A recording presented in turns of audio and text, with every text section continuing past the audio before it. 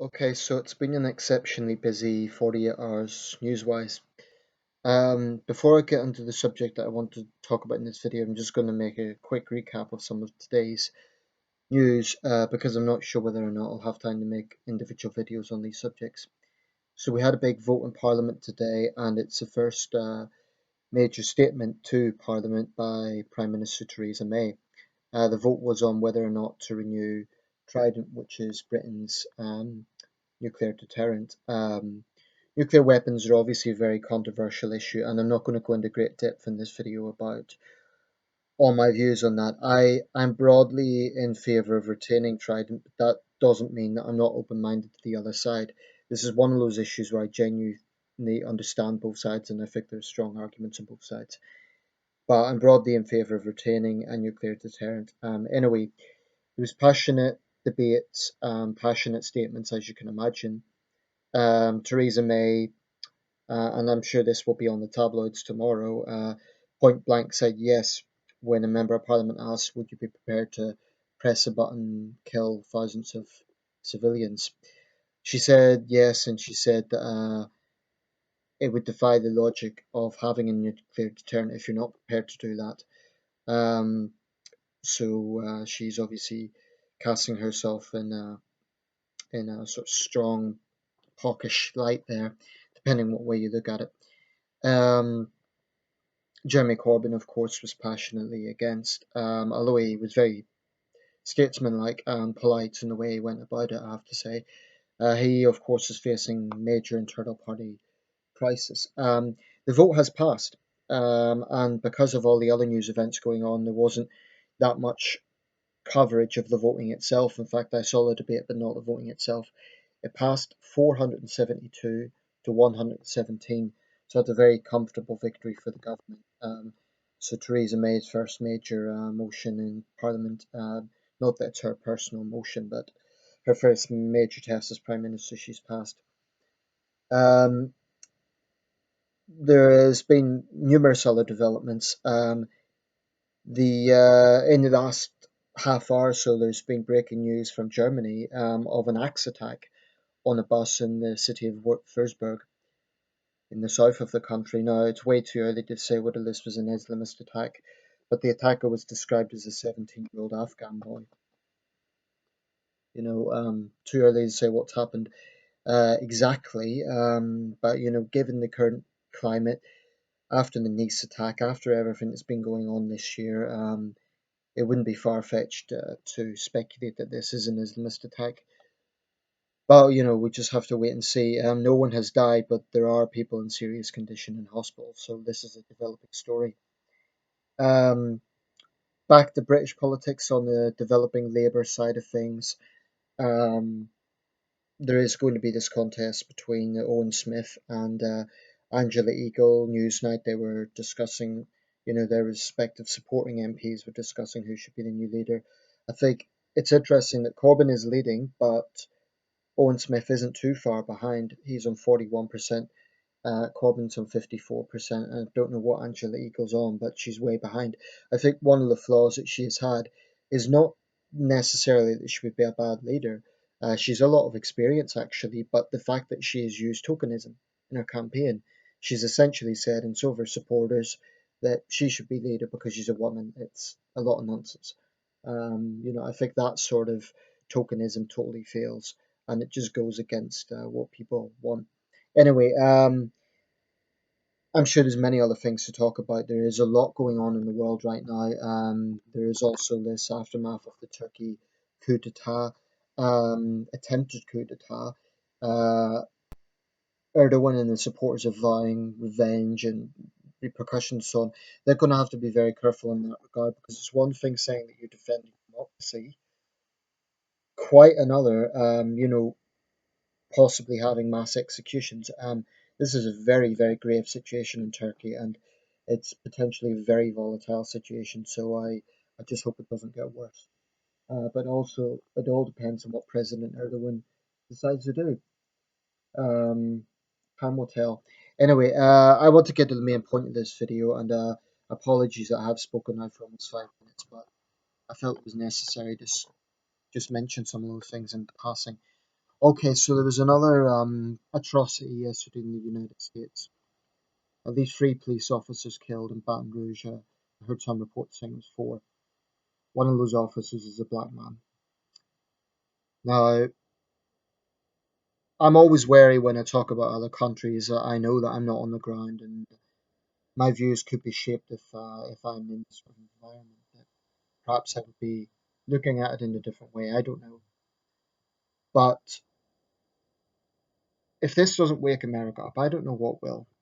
And it's not that this is the worst attack ever, but I think this is just one too many in terms of not only the gun violence issue, but also, particularly in this case, the racial dynamic of this. I'm saying that, by the way, not in a race baiting context, but because I believe there are divisive forces in America that are doing precisely that. And the media, I believe the likes of CNN has a lot to answer for in terms of their coverage of these sort of things.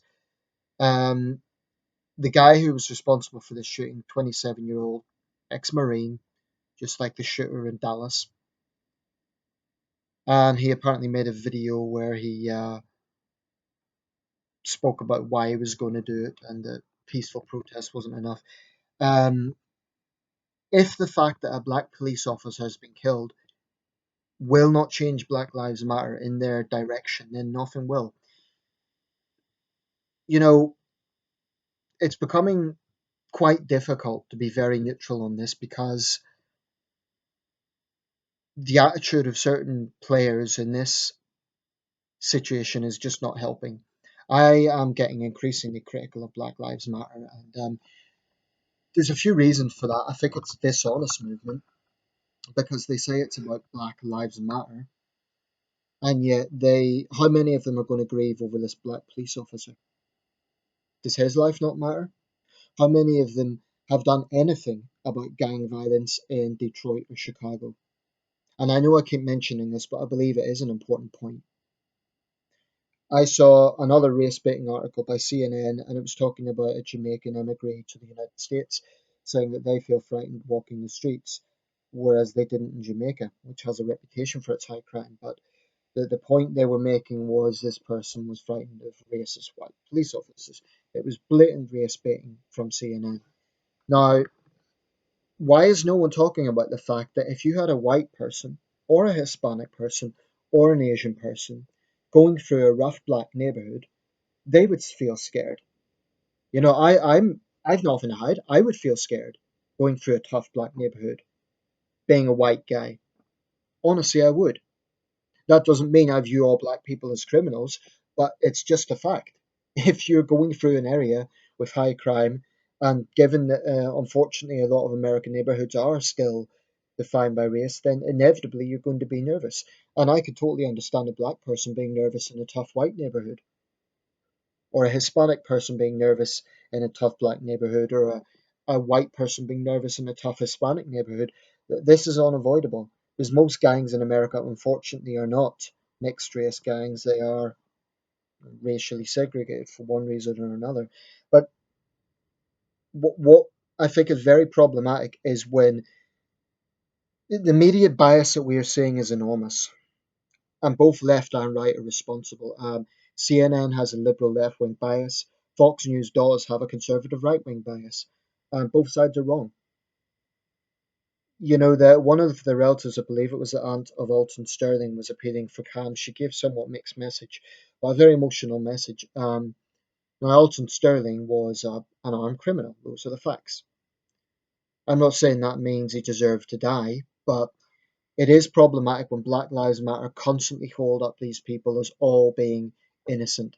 I saw someone recently post a meme showing Martin Luther King when he was arrested and trying to make this kind of generalization like, oh, this was another black man who was arrested and he was Martin Luther King.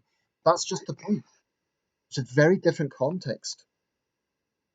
Um, I believe Black Lives Matter are part of the problem, not part of the solution. And I am not one of these people that say all the police are innocent and it's all made up and there is no problem with police brutality. I think there is a very serious problem in America with police brutality. And there are some cases that are absolutely You cannot condone them. Eric Garner was an abomination. But I saw the video, it's gone viral, of the police chief of, I think it was Milwaukee. I forget the guy's name, but he made a very passionate statement. It went viral, about a young black girl that had been killed. And he's known for being politically incorrect and tough talking, but he was clearly upset about the sort of questions he was being asked and the sort of environment that is building up. I mean, this narrative, this dangerous narrative that it's racist white police officers killing black people, a lot of people are buying into that. What they don't recognize is that there are many white people and Hispanic people and some Asian Americans also killed by the police.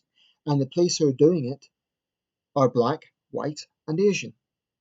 So when I talk about the racial dynamic, what I'm actually talking about is race baiting.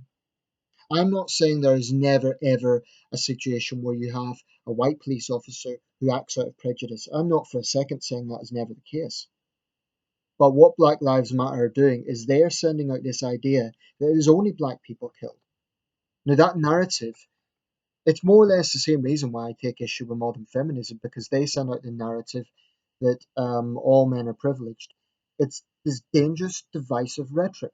And I'm wary of any movement that relies on divisive sort of language. That's what Black Lives Matter is. It's a divisive movement. It tries to pitch black people against white people, and that's despicable in this environment. And I'm well aware that there are white liberals that support them, but those white liberals are, frankly, in my opinion, they're not looking at all the issues. Everyone has a right to go with their own conscience. If I was an American citizen right now, I wouldn't be outright being a cheerleader for the police, but at the same time, I will not be endorsing a movement that I believe is deeply divisive. I do believe that when police officers step out of line, they need to be held account. But there are some saying they're treating this like it's a war. They're saying, "Oh, these officers dying, it's karma, it's justice."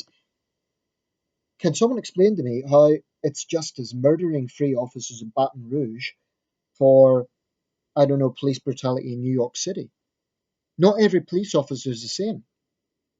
And yes, there is a problem with some officers who are basically thugs in uniform. They think they could do what they want. And there is a problem with a militarized police.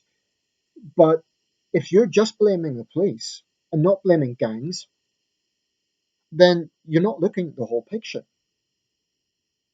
These gang leaders, these these frankly scumbags that tear apart their cities.